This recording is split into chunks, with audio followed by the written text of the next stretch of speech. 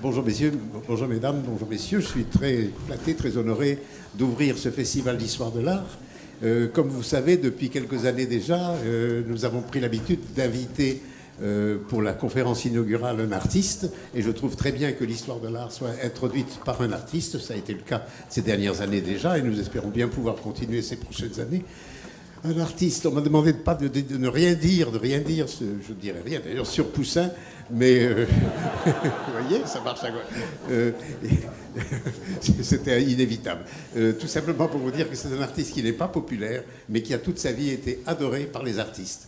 Presque sans exception, c'était vrai dès le XVIIe siècle, ça a été vrai au XVIIIe siècle, et aujourd'hui aussi, il n'y a pas beaucoup d'artistes. Un artiste si peu aimé du public, de vous, enfin j'espère que non, du public de manière générale, et qui est tellement aimé par les artistes. Donc le Festival d'Histoire de l'Art, je suis très honoré de l'ouvrir. J'espère que vous serez très heureux pendant ces 3 journées où il y a énormément de conférences. Vous serez déchirés, comme je l'ai été depuis que le festival existe, entre 3 conférences à la même heure qui vous tentent toutes les 3, mais ça fait partie d'une invention du Festival d'Histoire de l'Art. C'est comme ça, et il faut que ça continue de cette manière-là. Il fait beau, il pleut pas. Les grèves sont à peu près finies, donc tout va très bien de ce côté-là également. Sourire dans la salle. Et ayant dit ceci, je voulais tout simplement féliciter les responsables de ce festival, le patron du château, M. Hébert, qui est au premier rang. Oui, je crois qu'on peut l'applaudir.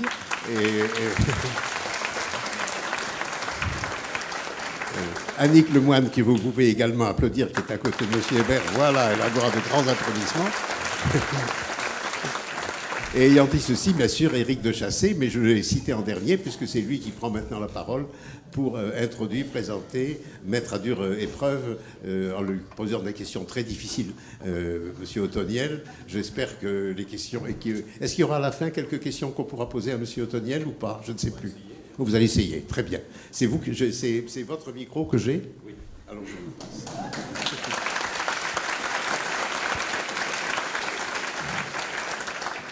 Merci beaucoup Pierre Rosenberg.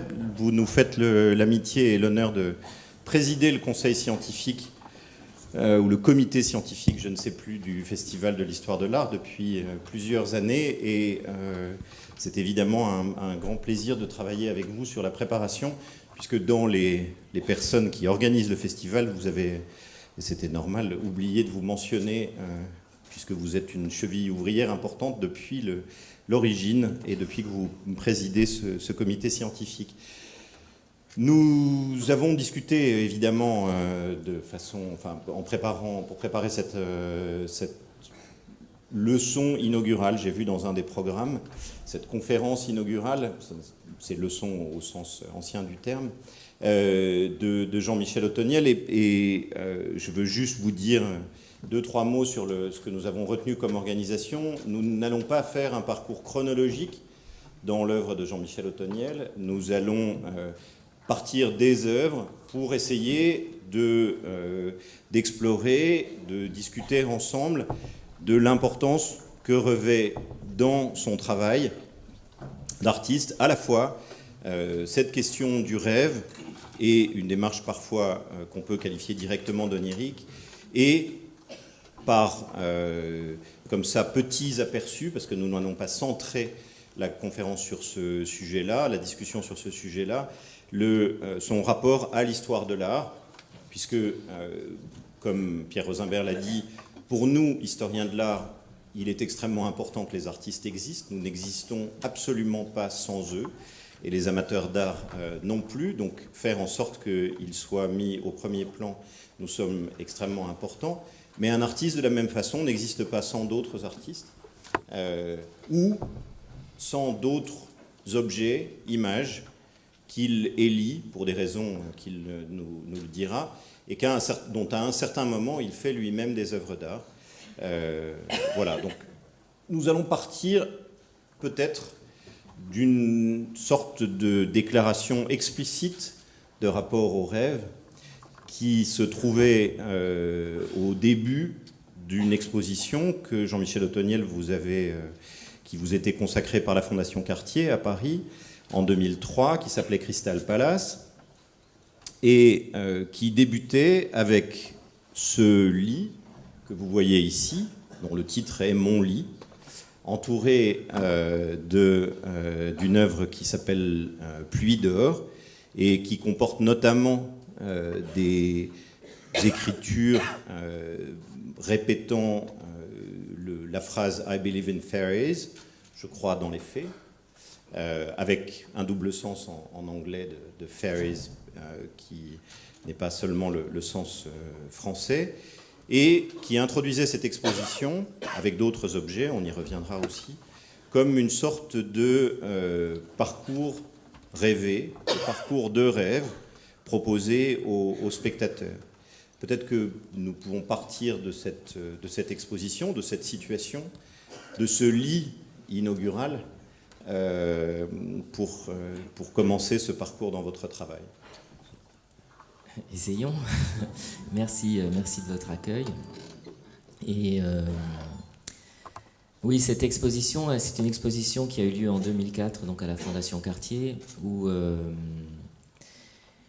les contraintes ont été données en fin de compte par le bâtiment, qui est un bâtiment très, très complexe, hein, puisque c'est un bâtiment de verre, et qui a lui-même déjà évoque cette idée de rêve pour moi. C'est-à-dire qu'on n'a pas de mur, c'est un lieu d'exposition où depuis le boulevard Raspail, on voit un mur de verre, un jardin, un mur de verre, une salle d'exposition, un mur de verre, un jardin. Donc toute cette profondeur qui était donnée de ce jeu de miroir, c'est presque celui d'Alice au Pays des Merveilles, traversant le miroir. Donc j'ai voulu vraiment jouer sur cette idée d'infini, comme ça, d'infini regard. Et j'ai commencé cette exposition effectivement par un lit, travaillant sur une idée de procession, de cortège endormi, où on allait partir du lit pour arriver, en passant à travers des œuvres, jusqu'à ma tombe qui était dans le jardin. Alors au départ, l'exposition devait s'appeler « Ma tombe, mon lit », mais Hervé Chandès trouvait ça trop déprimant. Il m'a dit « Nous allons avoir personne ne viendra voir l'exposition ». Donc je l'ai appelé Crystal Palace. Voilà. Donc ça a donné un côté beaucoup plus joyeux à cette histoire-là. Mais c'était vraiment l'idée de partir des différentes étapes du corps, c'est-à-dire le corps couché, puisque en sculpture, moi je me présente comme sculpteur. Ce rapport au corps, il est toujours évident, soit dans l'acte de faire, soit dans le rapport à l'œuvre, une œuvre autour de laquelle on tourne, une œuvre qu'on pénètre, une œuvre... voilà. Donc l'idée de partir d'une œuvre centrale qui était donc un lit, que j'ai appelé mon lit, partait sur cette idée du corps couché. Nous naissons... nous sommes conçus dans un lit, en généralement. Nous naissons dans un lit. Et après, il y a cette verticalité qui nous ramène à la tombe où nous finissons couchés aussi. Donc il y avait tout ce parcours qui ramenait, qui mettait le visiteur dans une position de rêve, puisque toutes ces œuvres autour de lui étaient vraiment comme suspendues. Donc ce lit vide, ces bannières qui entouraient le lit, ces voiles, tout ça était quand même très, très inspiré par le songe de Polyphile, puisque même cette esthétique de la bannière, le voile de Vénus porté en début de procession, cette idée d'une narration donnée par des choses souvent trop grandes pour nous. Ce lit était un lit énorme, les bannières étaient des bannières qu'on pourrait porter mais qu'on ne peut pas porter puisqu'elles sont fragiles, elles sont en verre, elles sont lourdes. Et voilà, et donc le spectateur était dans cette narration. C'est une chose que j'ai pris beaucoup de plaisir à faire, parce que justement, en rentrant dans ce parcours, on vivait le jardin de façon différente. Donc voilà ces grandes bannières qui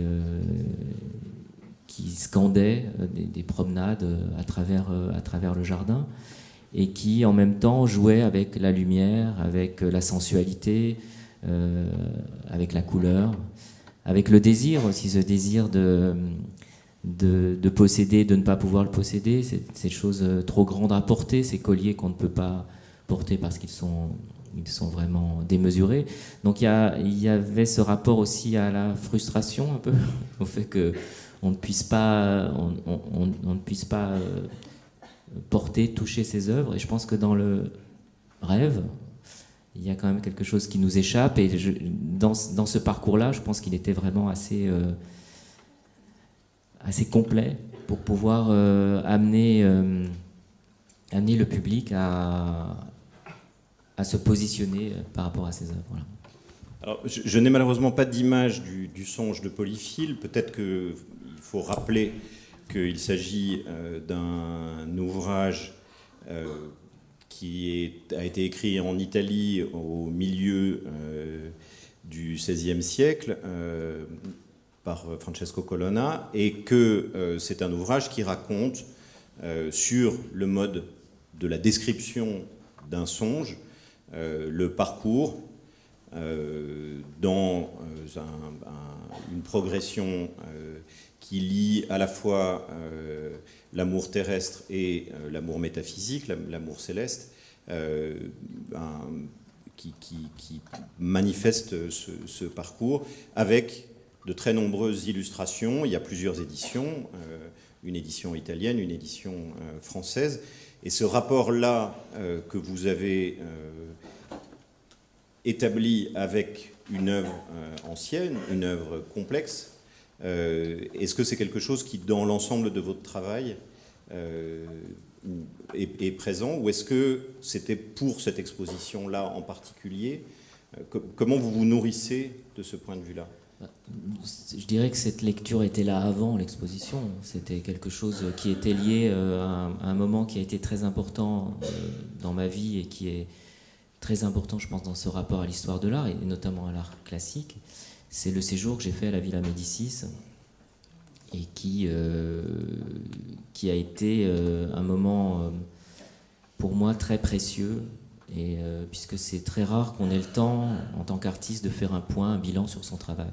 Et là, ce temps nous est donné. C'est pour ça que moi je suis un des grands défenseurs de la Villa Médicis dans sa formule classique, c'est-à-dire ce temps qui est un temps où on peut rêver, justement, on peut s'ennuyer, on peut se laisser surprendre par la ville de Rome, on peut retourner voir des musées qu'on a l'impression de connaître mais qui toujours nous émerveillent. Et aussi, il y a ce rapport au jardin de la villa, évidemment, qui a ses histoires, ses parcours, et puis les jardins autour de Rome. Donc les jardins autour de Rome qui sont des sources d'émerveillement depuis leur création, et qui, je dirais, qui fonctionnent encore aujourd'hui. Donc toute cette passion-là, je l'ai vécue, je dirais, à Rome.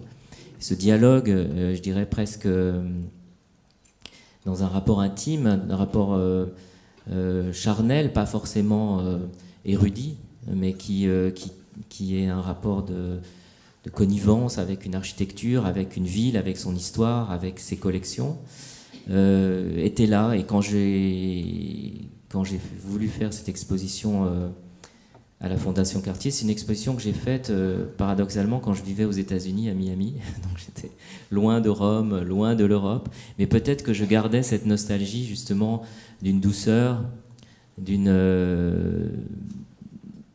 errance, d'un parcours dans ces jardins, et j'ai voulu, je dirais, transformer ce jardin de la Fondation Cartier en un jardin merveilleux. Vous avez parlé de la Villa Médicis, et à la Villa Médicis, il y a notamment ce pavillon de Ferdinand au fond du jardin, auquel on arrive après un parcours dans ce qui est aussi organisé avec la présence de sculptures qui se découvrent, avec la présence de la végétation, avec le jeu entre les sculptures et la végétation. Et dans ce pavillon, on trouve des décors de Jacopo Zucchi et de son atelier, donc à peu près la même période que le songe de Polyphile, et à 30 ans près. Et dans ce décor, il y a notamment, dans la chambre de l'Aurore, un décor de grotesque. Et dans ces grotesques, un des éléments qui est le plus frappant, certainement, c'est le renversement de la question de la gravité. C'est-à-dire à la fois la manière de jouer de la gravité comme d'un principe, avec des choses qui pendent, avec tout un ensemble comme ça, et puis de la contredire en même temps, comme vous pouvez le voir sur l'image, je pense qu'on le voit à peu près, le mercure qui se tient sur presque rien, des sculptures qui tiennent sur simplement un microfil. Et il me semble que dans votre travail, cette question de la gravité et de son retournement, qu'on peut peut-être lier au rêve, est aussi extrêmement présente. On le voit par exemple dans les bannières, dans celle-là, mais dans d'autres, on le verra à de très nombreuses reprises. Est-ce que pour vous, cette question-là de la gravité, vous avez défini vous-même votre travail comme un travail de sculpture, d'abord, où vous avez dit que vous vous définissiez vous-même comme sculpteur. Est-ce que cette question de la gravité et de son retournement éventuel est quelque chose qui vous préoccupe de façon longue ? Je dirais que c'est... Là, on parle de sculptures qui sont des sculptures déjà, à l'époque, les premières sculptures un peu monumentales, puisque avant j'ai eu un travail qui était beaucoup plus intime, petit, solitaire, puisque je travaillais dans mon atelier, seul, à faire des choses en soufre, et après, en rencontrant des verriers grâce au CIRVA à Marseille, j'ai eu envie de travailler avec d'autres, en groupe, sortir de la solitude de l'atelier, travailler avec des gens, et expérimenter un matériau que je ne maîtrisais pas moi-même, qui est celui du verre. Donc je dirais, ces œuvres-là sont des œuvres qui sont importantes dans le sens où je les ai faites au CIRVA, on les a produits d'après mes dessins, donc c'est assez amusant de voir ces dessins à côté, puisque moi je commence toujours par des aquarelles. Et là, on a pu faire une chose incroyable qui était de faire les couleurs du verre et les formes directement en fonction des aquarelles et aller jusqu'au plus proche du dessin original. Et cette idée de la fragilité, cette idée de la peur de ce matériau qu'on met en extérieur et qui là redevient en même temps minéral, redevient quelque chose de naturel, ces choses suspendues, je crois qu'elles sont là aussi pour exprimer une fragilité. Et je crois que dans mon travail, c'est un travail qui affirme cette fragilité, qui affirme cette différence, et que justement le fait de mettre des œuvres comme ça dans les jardins, les suspendre au vent, aux intempéries, il y a une prise de risque.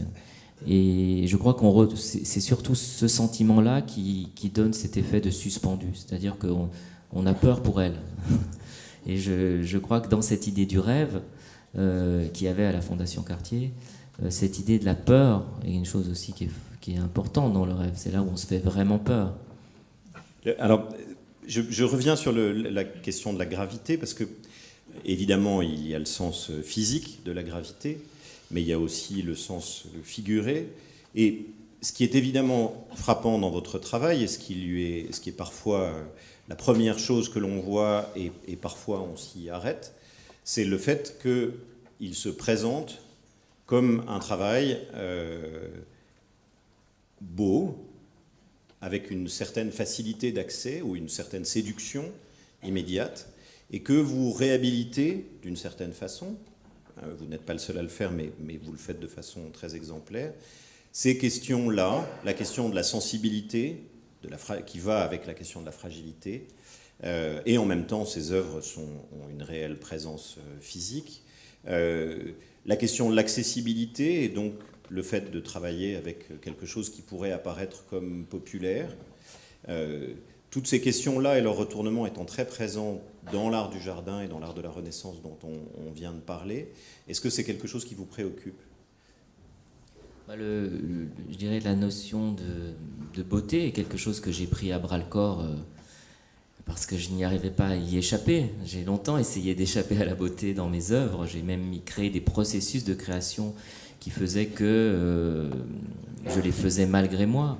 Toutes les œuvres en soufre qui étaient sculptées à l'aveugle dans des matrices de terre que je ne voyais pas, et le soufre venait révéler ces formes que j'avais sculptées en négatif, et donc le positif de cette sculpture était révélé par ce moule. C'était des processus justement où je voulais échapper à cette idée de la beauté, parce que moi je viens d'une génération d'artistes où la beauté était vraiment tabou. C'est-à-dire, il y avait cette beauté était suspecte d'une non-radicalité, et j'ai lutté au début avec mes professeurs qui étaient plutôt liés à l'art minimal ou à l'art conceptuel, cette idée que la beauté, c'était plutôt une entrave. Et puis, à force de lutter, un jour, je me suis dit, j'y arriverai pas, donc autant essayer de la sublimer, cette beauté. Voilà, et d'aller jusqu'au bout, et de la rendre...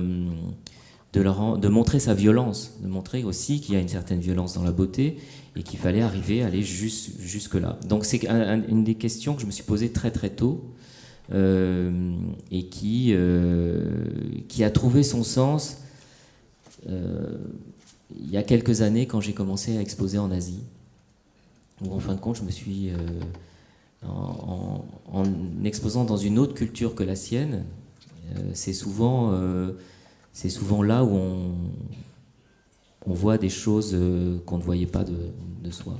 Et donc, ce rapport à l'Asie, qui est un rapport qui s'est construit tout doucement, puisque la première fois que j'ai exposé là-bas, c'était en 92.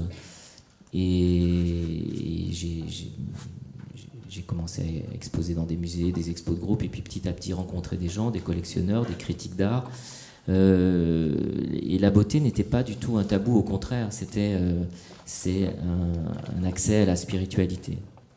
Et je crois que j'ai redécouvert mon travail à travers ces voyages.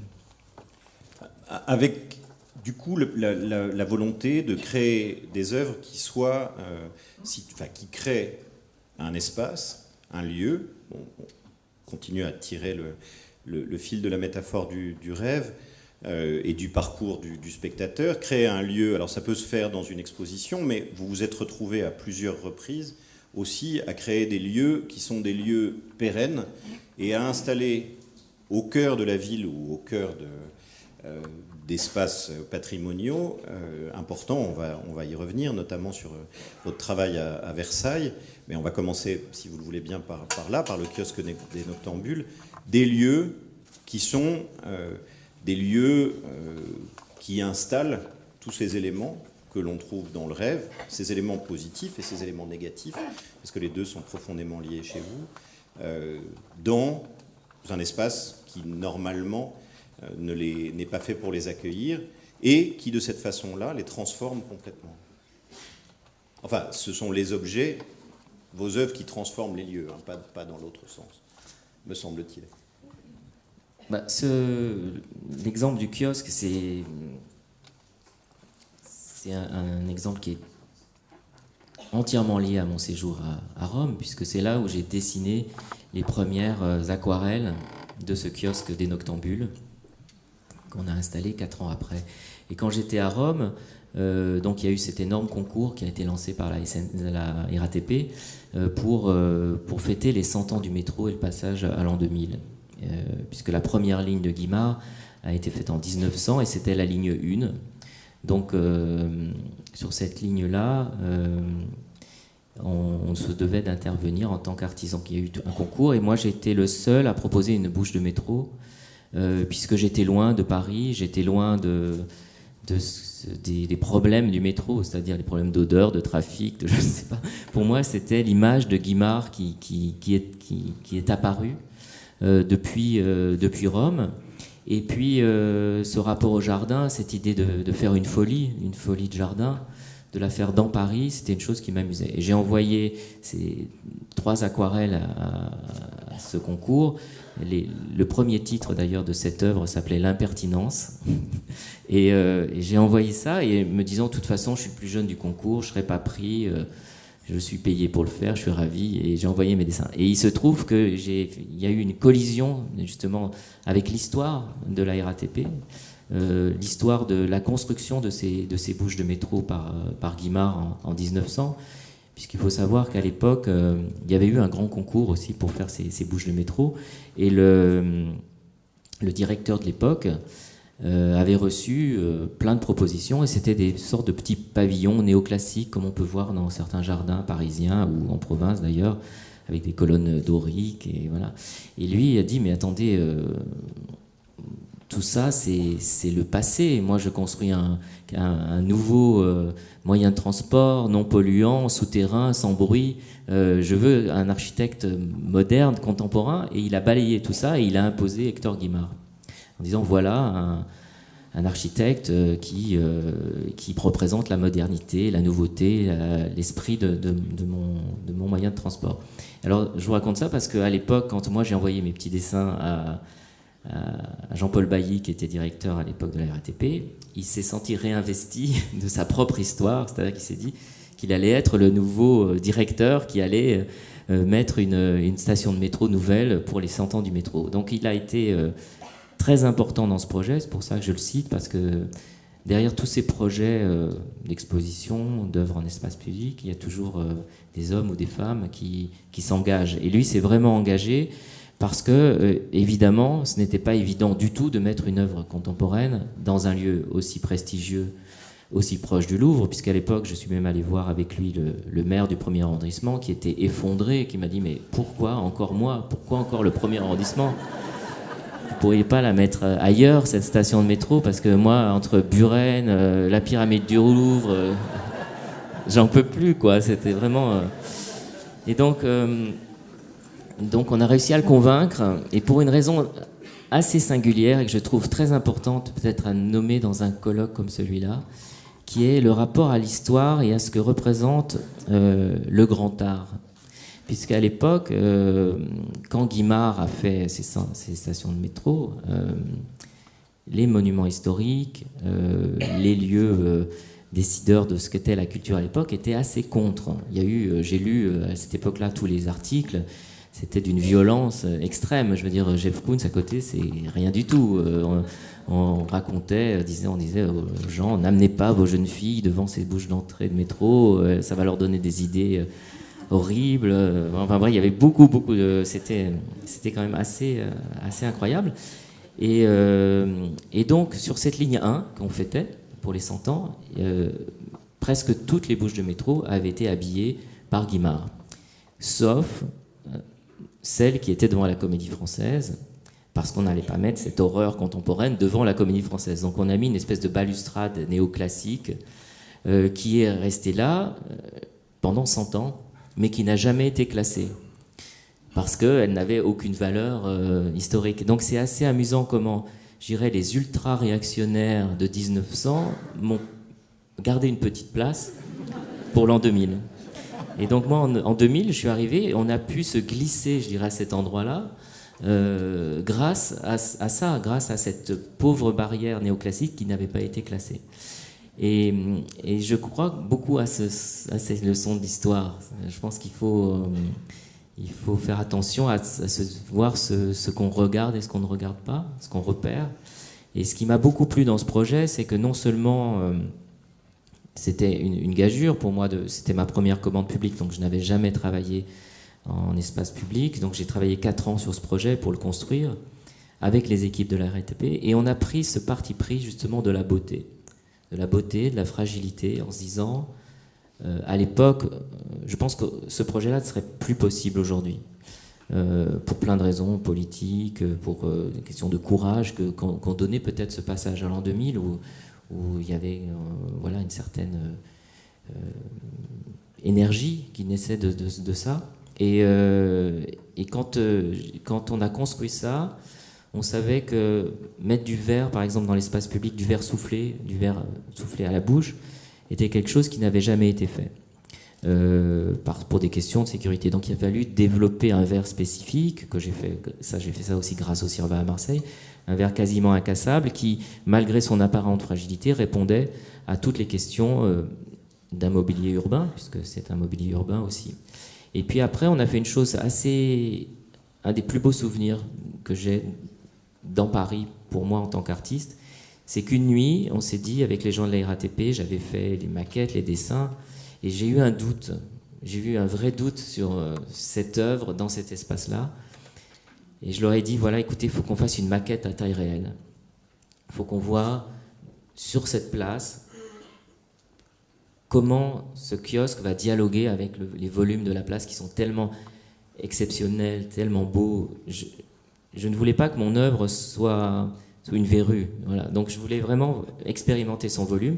Et donc on est parti en commando une nuit avec des tables, des chaises, des échelles, toute une sorte de bric-à-brac qu'on avait pris dans les entrepôts de la RATP. Et on a construit un volume, le temps d'une nuit, sans aucune autorisation, complètement à l'arrache, comme ça, cette chose, dans la ville. Et là, quand j'ai vu le kiosque, je leur ai dit, il est trop grand, il faut qu'on le réduise. Donc on a réduit l'œuvre pour vraiment qu'elle trouve sa place. Et je trouve, même moi aujourd'hui, c'est une œuvre que j'oublie, je ne pense pas à cette œuvre tous les jours. Et quand je passe devant par hasard, elle me surprend. C'est-à-dire qu'elle me surprend et je la redécouvre comme si c'était la première fois. Et je crois que ça, c'est vraiment lié à son implantation dans la ville, à cette extravagance quand même, mais en même temps maîtrisée pour laisser la place à ce qu'on découvre dans les jardins italiens, c'est-à-dire à cette déambulation, à cette promenade, à ce parcours dans Paris. Et d'un coup, on va tomber dessus par hasard et on va pouvoir l'oublier assez vite. Et je trouve que c'est la justesse de ce petit monument, parce que maintenant, c'est devenu la seule trace qui nous reste de l'an 2000. Il n'y a pas eu, et puis les clignotements de la Tour Eiffel, c'est les seules choses qui restent. Et je suis content de pas m'être planté, voilà, parce que ça aurait pu être un vrai cauchemar aussi. Tout le monde aurait pu me rappeler cette œuvre en me disant mais quelle horreur. Voilà. Non, justement, je pense par son intimité, par aussi le fait qu'elle amène les gens à se mettre en scène. Et c'est une chose qui n'était pas forcément évident à l'époque, parce que c'était avant les smartphones, avant les selfies, avant tout ça. Et cette idée d'avoir créé un théâtre dans la ville, c'était même d'ailleurs grâce à la Comédie Française qu'elle a été mise ici, parce que c'était un peu le théâtre avant le théâtre. C'est-à-dire que quand on sort pour aller à la Comédie Française, on est déjà dans le théâtre. Et voilà, et bon, pour finir, parce que ça, je pourrais en parler pendant 2 heures de ce kiosque, c'est quand même un des moments les plus importants de ma carrière. C'est que j'ai pu, en tant qu'artiste, travailler sur la place. Et donc, changer la ville. Puisqu'il faut savoir qu'au départ, ce kiosque sortait au milieu d'un rond-point avec des voitures qui tournaient autour, des bus. Et on a travaillé avec justement tout l'urbanisme parisien pour créer une place. Et cette place, je ne pense pas qu'elle soit très parisienne, elle est plutôt italienne. Donc c'est un endroit, parce qu'Haussmann nous a invités à faire des grandes allées avec au bout la Madeleine, au bout l'Opéra de Paris. Enfin, c'était de la placette et pas très parisien. Et donc là, pour moi, c'est un peu un tout. C'est-à-dire c'est aussi un hommage à Rome que d'avoir fait cette place ici. Il me semble que d'une certaine manière, ça répond, on en reparlera peut-être plus loin, à cette distinction que vous faites, ou à ce refus que vous avez, que l'on qualifie votre œuvre de décorative, et de la catégorie même du décoratif.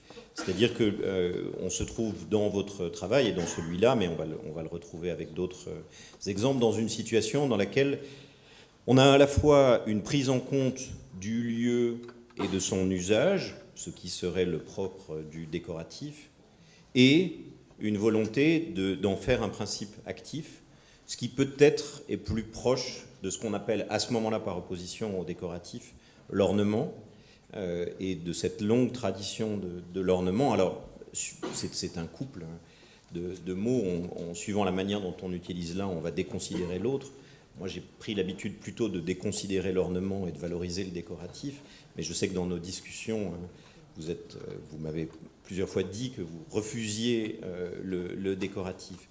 Peut-être, encore une fois, on y reviendra, mais peut-être qu'un des éléments les plus marquants dans ce que vous venez de dire, pour moi, c'est le fait que pour créer une situation qui soit une situation d'une forme de rêve partagé, qui intègre des dimensions de cauchemar, qui n'est pas du tout univoque, il y a besoin de passer par des processus matériels très précis, et que la condition de l'artiste, c'est aussi cela. Et je voudrais prendre pour ça un exemple très récent, et dans la manière dont une incarnation change fondamentalement le sens de l'image, dans une époque où on a l'impression que les images sont interchangeables et que la question de leur matérialité est peu importante.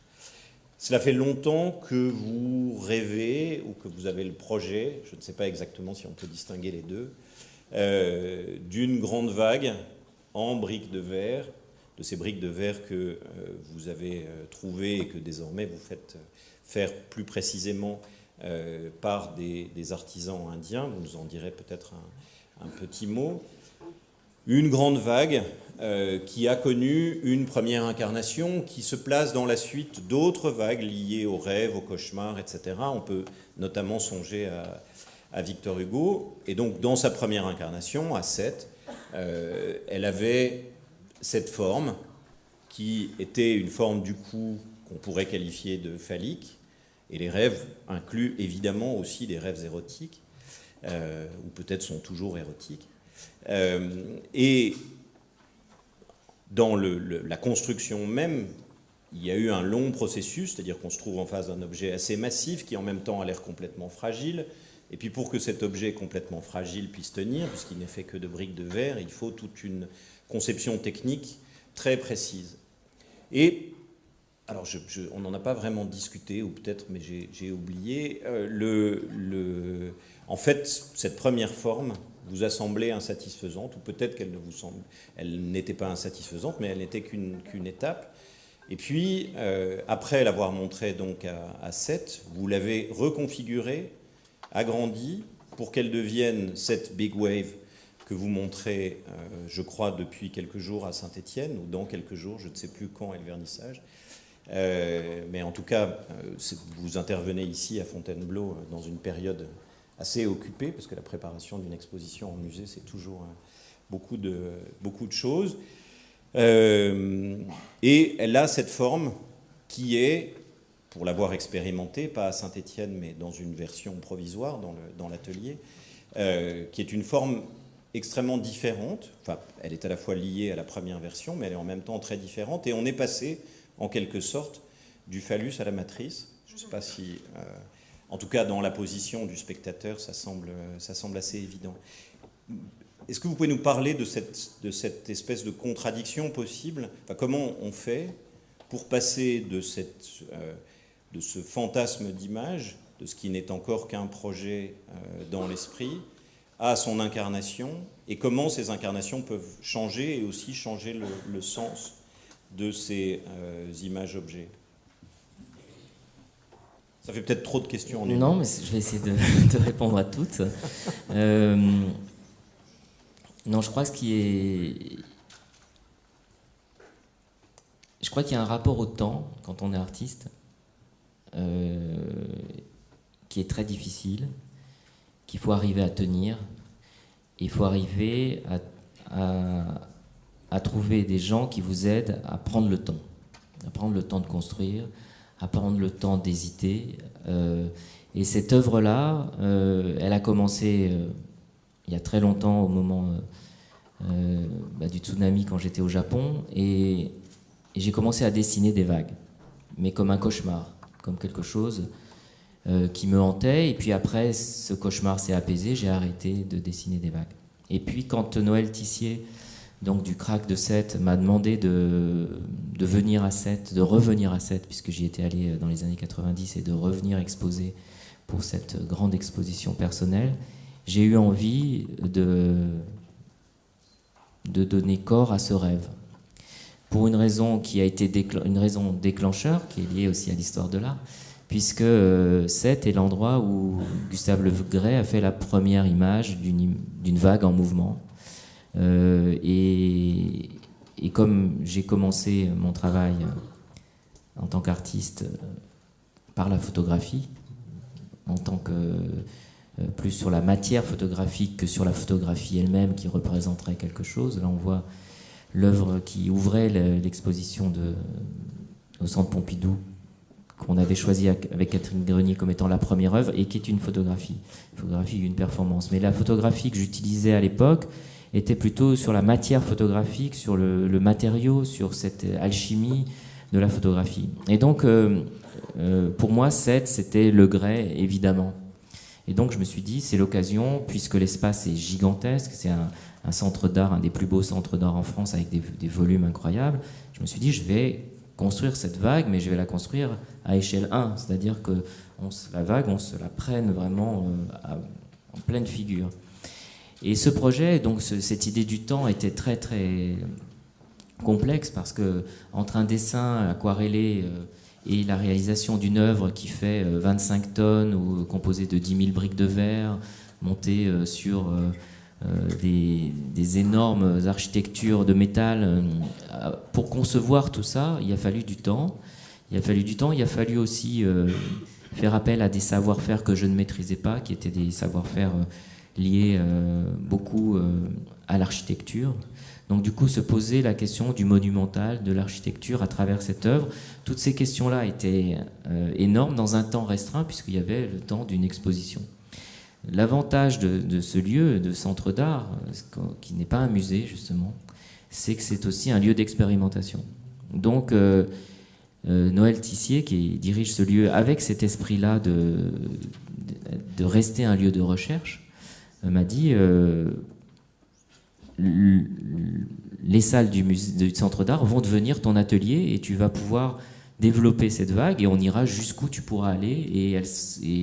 Et on a fait une première version qui est en fin de compte une version qui n'était pas la version définitive que j'avais en tête, mais qui occupait, je dirais, violemment l'espace, parce que justement cette vague n'était pas si accueillante que ce que j'avais en tête. Elle était vraiment guerrière, et quand vous dites phallique, c'est vrai qu'elle l'était. Et elle a beaucoup impressionné les visiteurs, parce que justement, on ne m'attendait pas là. On ne m'attendait pas sur des œuvres plus radicales, plus sombres, et puis surtout parce que je n'avais pas exposé en France depuis longtemps. Voilà. Donc mon travail avait changé, les gens ne m'avaient pas forcément vu en France, donc c'était l'occasion de revenir avec des œuvres peut-être qui ne se posent plus cette question de la séduction qu'on pouvait peut-être avoir dans les autres œuvres. Donc ce sont des œuvres monumentales, peut-être plus agressives, et cette vague en était vraiment l'incarnation, puisque c'est venu. Et suite à ça, le musée de Saint-Étienne m'avait fixé un autre rendez-vous, puisque c'était les 30 ans du musée, que je suis d'origine stéphanoise, que j'ai moi-même commencé à travailler à 30 ans. Donc c'était l'occasion de compléter cette vague. Et donc il faut savoir qu'une vague comme ça, c'est aussi un engagement du musée. Et je pense que ça, c'est aussi important. C'est-à-dire que c'est non seulement des engagements d'histoire, c'est-à-dire que les conservateurs avec qui j'ai pu aller jusque-là sont des conservateurs aussi bien à Sète qu'à Saint-Étienne, que je connais depuis une trentaine d'années. Et ça m'a permis de construire des choses qui demandent un temps de construction, de déconstruction assez énorme, puisqu'il faut savoir qu'une œuvre comme cela demande environ 1 mois d'installation. Ça veut dire que le musée s'arrête pendant 1 mois pour installer l'exposition, 1 mois de désinstallation. Donc ça veut dire qu'il faut que le conservateur croie en vous, parce que c'est une exposition qui a 2 mois de sursis, quoi. Donc on est parti là-dessus, et à Saint-Étienne, donc j'ai montré cette dernière version, enfin cette version qui n'est pas forcément la dernière d'ailleurs, cette version, sachant que j'ai monté et démonté 5 fois cette vague, donc 5 mois où j'ai passé à la manipuler, enfin pas seul, je vous rassure, on est une dizaine de personnes à travailler là-dessus. Pour justement cette équipe, on a monté, démonté cette structure, cette architecture, et dans ce rapport qu'on a en tant qu'artiste face à une œuvre, c'est-à-dire qu'elle évolue toujours. Une œuvre, c'est pas juste une idée qu'on va réaliser, c'est aussi un objet, c'est aussi quelque chose qu'on crée, c'est un rapport. Dans ce sens-là où je suis presque assez classique dans ma vision du travail, c'est-à-dire que c'est en faisant aussi que j'ai envie de faire d'autres choses. Et à force de la monter, de la démonter, je me suis dit, il faudrait que cette œuvre elle ne soit plus adossée à un mur, comme elle l'est à Saint-Étienne actuellement, mais qu'elle ait un dos. Ça devienne une masse énorme. Et en tournant autour, c'est-à-dire qu'elle revienne vraiment une sculpture autour de laquelle on tourne, on découvre cette cavité, cette caverne, voilà, ce que crée cette vague en retombant, c'est-à-dire qu'en même temps une chose figée, mais en même temps un lieu qui est presque comme un lieu accueillant, presque une agora. On a presque envie de rentrer, de discuter là. Voilà. Ce qu'on voit peu dans la reproduction, enfin on le voit un petit peu, c'est suggéré en particulier dans l'image de la version de Saint-Étienne, c'est le fait que ces briques de verre, elles sont transparentes et que donc la lumière y rentre et en sort, transformée, qu'elles sont aussi des objets artisanaux et donc à chaque fois elles sont un tout petit peu différentes. Il n'y a pas d'homologie parfaite sur l'ensemble des briques et que du coup l'effet de l'œuvre est aussi très contradictoire. Et je reviens juste sur cette image de 1986, qui est une sorte d'image fondatrice, parce que ce qu'on voit dans cette image, c'est à la fois le rapport à une forme de chance qui permet de trouver, quand on n'est pas encore un sculpteur au sens plein du terme, mais quelqu'un qui fait des performances et des photographies, des situations qui sont des situations qui ressemblent à un rêve. Là, en l'occurrence, ces énormes jets d'eau pétrifiés dans la glace, ce qui ne doit pas arriver très souvent à cet endroit-là, j'imagine, et puis que vous avez transformé en y exécutant cette performance avec cette aube blanche créée pour l'occasion. Ici, on était dans une situation d'origine où le rapport au rêve est un rapport très immédiat. On trouve une situation, on y réagit, on y met son histoire, en l'occurrence votre histoire. Mais dans d'autres cas, dans des œuvres plus récentes, quand vous devez intervenir sur des lieux complexes, et on va peut-être terminer par là, on avait prévu beaucoup d'autres images, mais le temps file. Il faut créer ces œuvres d'une façon extrêmement concrète. On vient de le voir à propos de la grande vague. Et c'est le travail qui vous a conduit, et ce travail avec l'eau aussi est une chose importante, c'est-à-dire que vous avez complètement décloisonné le rapport entre ce qui serait une œuvre d'art sérieuse, entre guillemets, ou qui se présenterait comme telle, avec tous les atours de son caractère exceptionnel, du lieu qui est un lieu séparé, et de l'œuvre dans l'espace public qui doit directement s'adresser aux spectateurs, qui doit partir de sentiments qui sont aussi des sentiments populaires. J'ai employé ce terme à dessein tout à l'heure, et dans le cas de Versailles, avec un enjeu qui est celui de l'intervention dans un lieu qui est un lieu extrêmement chargé, qui n'est pas chargé de la même façon que la place Colette à Paris, au Palais Royal, qui est un lieu chargé d'une longue histoire, d'une attente importante. Et donc pour ce lieu, vous avez créé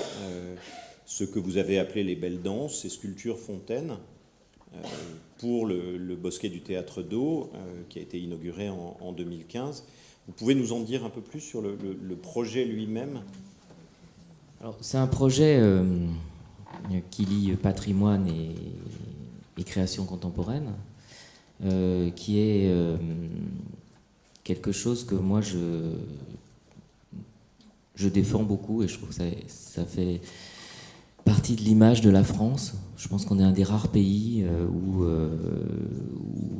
où le patrimoine s'offre à la création contemporaine, ce qui nous a permis d'avoir des grands artistes en France qui n'étaient pas forcément intéressés par nos musées. Voilà. Donc on a Jeff Koons, on l'a eu à Versailles. Je ne sais pas si à l'époque il serait venu à Beaubourg. Il est venu quelques années plus tard, mais je ne sais pas si c'est pour les mêmes raisons. Et donc je pense que ça c'est une idée très française qui s'est créée autour du Louvre avec Henri Loiret, autour de Versailles avec Jean-Jacques Ayagon, des musées de province aussi qui ont fait ça. On peut penser au musée Bonnat qui a fait ça très tôt. Enfin, il y a quand même un esprit français de se dire que le patrimoine peut aussi accueillir la création contemporaine, peut dialoguer le temps d'une exposition, ou dans ce cas-là, ce qui était beaucoup plus compliqué, c'était comment intervenir sur un bosquet de Versailles en créant une version du XXe, XXIe siècle.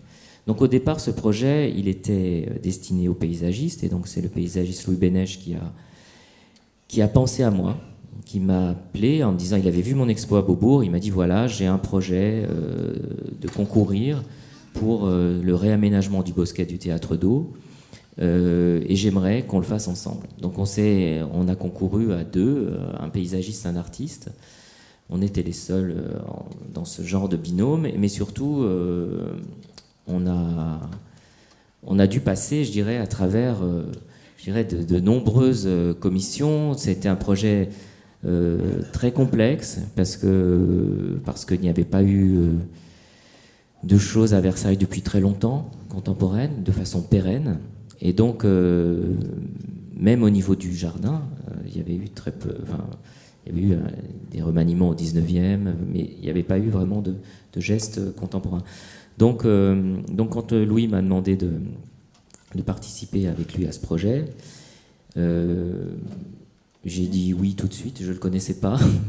Après, je me suis rendu compte que c'était un paysagiste extraordinaire et qui avait une aura vraiment internationale. Et on a commencé à travailler ensemble, et lui avait eu cette idée que son projet de jardin, ce serait créer un jardin qui permettrait, à travers les essences de plantes, à travers l'architecture de son jardin contemporain, la relecture du jardin de Le Nôtre. Donc c'était, je dirais, quelque chose qui correspond tout à fait à ma vision de l'art. C'est-à-dire que moi, je ne pense pas être un artiste de la fracture, je suis plutôt un artiste de la continuité. C'est-à-dire que j'aime aller voir dans le passé, aller voir dans l'histoire de l'art, et ramener des choses du passé aujourd'hui. Donc on était sur la même longueur d'onde au niveau de la vision du jardin. Moi, j'avais une double pression. C'est-à-dire que j'avais l'impression que c'était déjà Versailles, la grande histoire, ce jardin, et aussi parce que c'était Louis qui était venu me chercher, donc je ne voulais pas le faire chuter dans ce projet, et je voulais aussi ne pas le décevoir lui d'abord. Donc j'ai commencé à réfléchir comment moi, un artiste d'origine stéphanoise, contemporain, quelle serait ma place dans la grande histoire, parce que là c'est pas... Voilà, c'est un lieu protégé, c'est un lieu unique, c'est exceptionnel, c'est le fleuron de la France. Donc être là en tant qu'artiste contemporain et y rester, c'était pas la même question que de dire voilà, je vais en foutre plein la vue le temps de 3 mois, et puis après on n'en gardera que le souvenir de cette exposition à Versailles. Là, c'était l'idée d'être là, d'être complètement moi, et en même temps de trouver un lien avec l'histoire de Versailles. Et donc j'ai commencé à chercher à travers les liens qu'il pouvait y avoir entre la danse et le jardin, puisque je savais que Louis XIV était un roi dansant, et qu'il y avait peut-être un lien, puisque ce bosquet du Théâtre d'Eau, à l'origine, était composé de deux grandes salles, de grandes places sur lesquelles le roi dansait. Et donc en cherchant, je suis tombé, grâce à Internet, comme quoi il y a des choses qui sont très bien sur Internet, une mise en rapport de dessins faits par Feuillet, qui avait été commandé et fait pour le roi, pour se souvenir de la danse baroque, qui était cette nouvelle danse à la mode,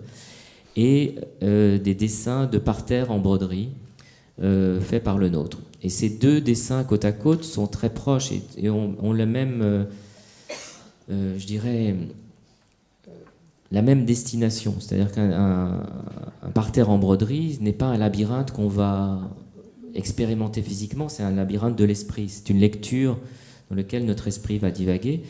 Et ces parcours de danse dessinés par Feuillet sont des parcours, voilà, que notre esprit va lire et que notre corps va retransmettre. Et alors, le génie dans cette histoire, c'est Louis XIV, d'avoir commandé à quelqu'un qu'on écrive la danse. Et en ce sens-là, c'est formidable d'abord parce que la France est le premier pays à avoir écrit sa danse, à avoir gardé une trace écrite de sa danse. Et son deuxième génie, ça a été de faire un livre avec ça. Et de ne pas garder des grandes planches qu'il allait montrer le soir à la cour, et puis nous allions danser tous autour de ces grandes planches. Non, il a fait un livre. Et ce livre, il l'a édité et envoyé à toutes les cours d'Europe pour qu'on danse à la française. Donc avec cette idée qu'on appellerait aujourd'hui du soft power, de conquérir à travers la culture l'Europe. Et donc je raconte cette histoire du livre parce qu'en fin de compte, moi à l'époque, j'étais à Boston au Isabella Stewart Gardner Museum, qui est aussi un musée d'art ancien incroyable. J'étais là et je réfléchissais à mon projet, comment j'allais faire quelque chose à Versailles. J'ai trouvé ces images sur Internet, j'ai cherché ce livre, et il se trouve qu'il restait 3 livres au monde dans des bibliothèques, un à la bibliothèque de Paris, un au Canada et un à Boston, ce qui était vraiment un coup de bol. Et donc j'ai repris ma carte comme quand j'étais étudiant, je suis allé à l'université, j'ai feuilleté, redessiné, regardé ce livre pendant 2 mois, et de là sont sorties des formes qu'on voit à côté de la planche de feuillet ici à l'écran, qui sont complètement inspirées des formes de feuillet, donc, mais qui sont en même temps des sculptures complètement miennes. Et en même temps, quand on sait les lire, ce sont les pas de danse de Louis XIV, enfin, c'est le roi dansant sur l'eau. Donc il y a eu ce rapport, cette clé qui m'a permis d'entrer dans le projet, qui a été fondamentale pour que j'y trouve ma place et qu'après je puisse vraiment prendre plaisir à développer le projet, à le travailler. Et donc évidemment ces sculptures sont venues se poser à l'emplacement des grandes scènes sur lesquelles le roi dansait, que Louis Bénèche avait transformé en plans d'eau. Donc il y avait ces énormes plans d'eau qui étaient l'équivalent des scènes où le roi a dansé. Et moi, j'ai posé mes sculptures, ces pas de danse sur ces plans d'eau. Et quand on a commencé à réfléchir à ça, on s'est dit avec Louis, mais pourquoi ne pas en faire des fontaines? Et donc du coup, la sculpture est devenue fontaine, et ça a rapporté évidemment quelque chose de beaucoup plus flamboyant. Ça a rapporté le son, proche de la danse. Ça a amené aussi l'idée du mouvement, encore plus fort que ces arabesques qui elles-mêmes sont des retranscriptions de mouvement. Et nous avons gagné le concours. Merci. Peut-être que nous pouvons nous arrêter sur cette phrase, peut-être en soulignant à quel point ce que l'on vient de voir par cet exemple de votre travail pour Versailles, c'est la façon dont, comme dans un rêve, vous créez une œuvre avec tous les éléments présents sans qu'il y ait à aucun moment une sorte de hiérarchie préexistante, et que peut-être ce qui se passe dans le rêve, c'est ce qui fait que ce qui est apparemment mineur peut être à un certain moment majeur, et inversement, ce qui est apparemment anodin et ce qui fait sens, que l'on peut se nourrir, que le rêve se nourrit de tout, de traités les plus sérieux, mais aussi d'événements de sa vie, et que ce que l'on voit dans votre travail, c'est la capacité à faire d'eux-mêmes pour créer des œuvres très concrètes et faire en sorte que les spectateurs, les visiteurs, je ne sais pas, ça dépend des situations, puissent avoir cette même complexité, ce même renversement, et que du coup, sans en avoir l'air, puisque tout ça se fait avec la beauté, avec la fragilité, avec tous ces éléments-là, les spectateurs en soient transformés profondément. Peut-être on a le temps d'une question dans la salle, je ne sais pas. On a le temps ou pas? 2 questions dans la salle, me dit-on. Comme nous avions dit en introduction que nous prendrions des questions dans la salle, on a tenu exactement, juste pour vous dire, nous avions prévu 24 images et nous en sommes à 12, ce qui est à peu près... je pense c'est pas mal. Il y a aussi une chose qui est très importante dans le rêve, c'est l'énergie du rêve. Il y a une vraie énergie, il y a une dynamique. Et je pense que moi, ce qui me fait tenir dans ma création, c'est cette énergie-là, c'est-à-dire ce rythme qui est un rythme hors du temps. Des questions, ou bien nous restons hors du temps, ce qui est bien aussi.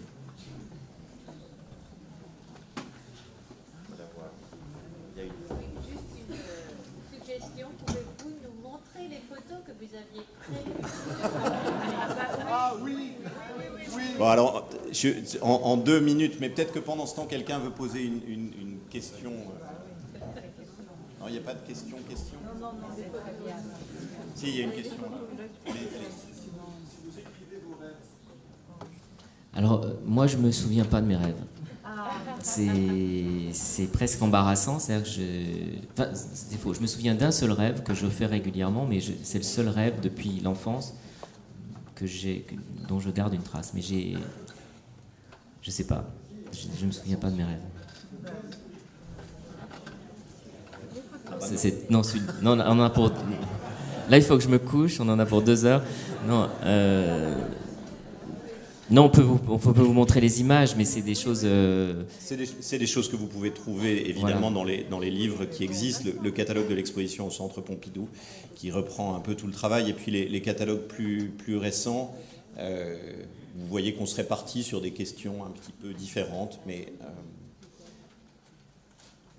Oui, que ce soit Pierre Loti, donc le petit théâtre de Pierre Loti que j'ai remis en scène, le trésor de la cathédrale d'Angoulême sur lequel j'ai travaillé 9 ans. Et qui a été dévoilé l'année dernière, qu'on peut visiter, qui est une commande pérenne, qui est une sorte plutôt de scénographie. Ça, c'est moi, il y a longtemps. Ça, c'est un projet à Venise, la première exposition que j'ai faite au Guggenheim. Les premières matières photographiques que j'ai travaillées, sortes d'ombres, de souvenirs, comme ça. La première œuvre en verre, en obsidienne, et une des dernières œuvres en verre aussi en obsidienne que j'ai pu montrer au Goetheanum, à côté de Bâle, qui aussi est une architecture rêvée, du rêve, une architecture inquiétante, avec aussi que le rêve peut aussi être une sorte de cauchemar.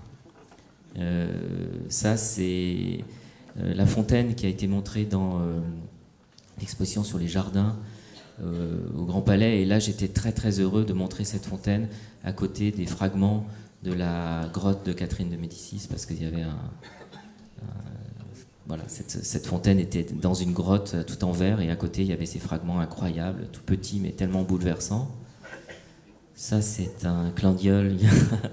Voilà, ça c'est une œuvre que j'ai faite et que j'ai montrée à la salle Labrousse quand elle était vide. Et donc c'était un travail sur une machine à faire des livres, et en fin de compte on regardait des images qui liées à un programme, créaient un livre, et on allait chercher son propre livre au comptoir de la salle Labrousse. Et ça, c'est la chance que j'ai eue en 2015. On m'a demandé d'illustrer Locus Solus. Et là aussi, le jardin, la promenade, l'errance, l'émerveillement, enfin tous ces thèmes qui sont... Et c'est un livre que j'ai toujours chéri, et j'étais très heureux de l'illustrer, mais je ne l'ai pas illustré avec des dessins, je l'ai illustré en créant une famille d'artistes rousséliens. Et j'ai mis dans ce livre tous ces artistes qui ne sont pas duchampiens, donc qui ne sont pas forcément aussi machos que pouvait l'être Duchamp, et peut-être plus sur une fragilité comme pouvait l'exprimer Roussel. Et je pense que voilà, moi je me sens plus de cet ordre-là, d'avoir une œuvre qui prend le risque de la fragilité. Je pense qu'il y a beaucoup d'autres artistes que j'ai essayé de regrouper aussi dans ce livre-là. Merci beaucoup, et merci d'avoir ainsi inauguré cette 8e édition du Festival de l'Histoire de l'Art.